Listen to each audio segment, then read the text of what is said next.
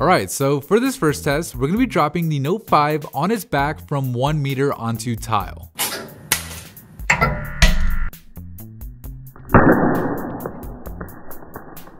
Ooh, and just like the S6, the Note 5's back cracked from that first drop. It actually did worse than the S6 did, with the cracks on the Note 5 spiderwebbing a lot more throughout the back panel, but it is worth mentioning that these cracks aren't on the very top layer of glass, so you can still technically run your finger across it without really risking it cutting you at this point. Next, we're dropping the Note 5 on its side from the same height.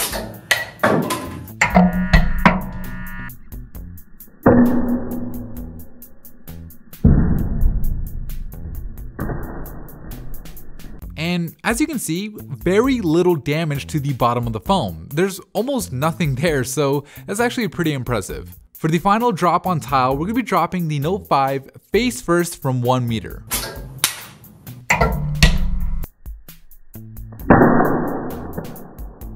And it still works. The glass is definitely cracked, mostly along the left side of the phone with some spiderwebbing going across to the right, but the phone still does function with no real damage to the display itself. Alright, so this next drop is onto concrete, and this back drop onto concrete is what pretty much did it for the Galaxy S6, so let's see if the Note 5 can fare any better.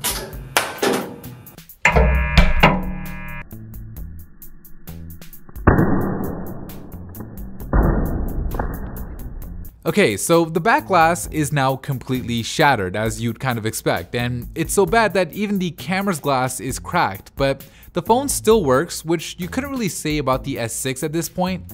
But at the same time, it's not fully functional like some of the other phones we've tested, with the bottom right of the display on the Note 5 not responding to the touch. So the rest of the screen worked, but that bottom right area just wouldn't work. I tried to reboot it and no good. So while it technically survived this drop that the S6 failed, it is still a bit of a disappointing result. So still 2 more drops left to go, the first of which is dropping the Note 5 on its side again, but this time onto concrete.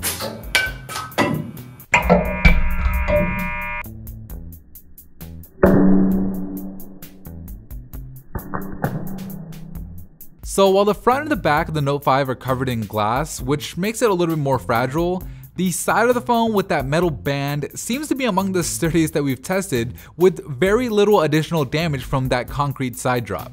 Last drop is also the hardest drop, and that's a face flat drop onto concrete.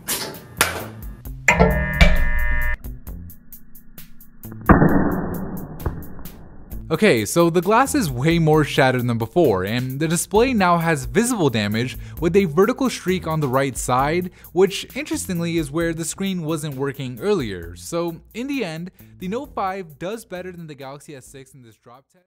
This is it, the Galaxy Note 5 side drop test. Let's do this in 3, 2, 1.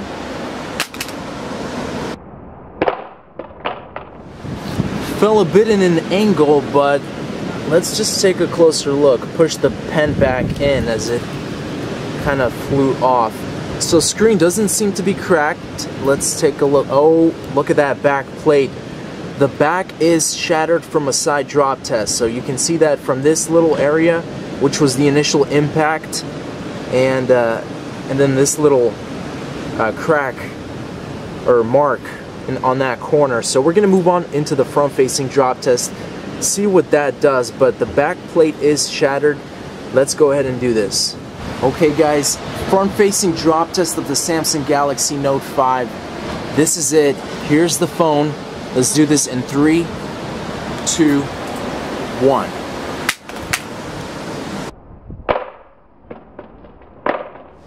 That was pretty flat on its front. Let's take a look. Whoa. What is going on here? Let me go ahead and set this. Sorry, it's super dark here. Look at that. That is really, really weird.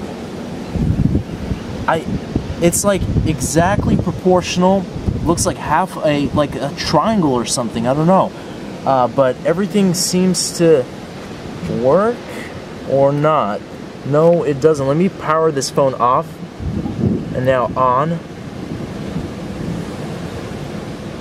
I can't do anything. This is really, really weird. I've never seen something like this for a front-facing drop. And the funny thing is, I don't even see a crack. There is literally zero shatter on that front-facing plate. But when you turn it on, you see this. So this is really incredible. I've never seen anything like it.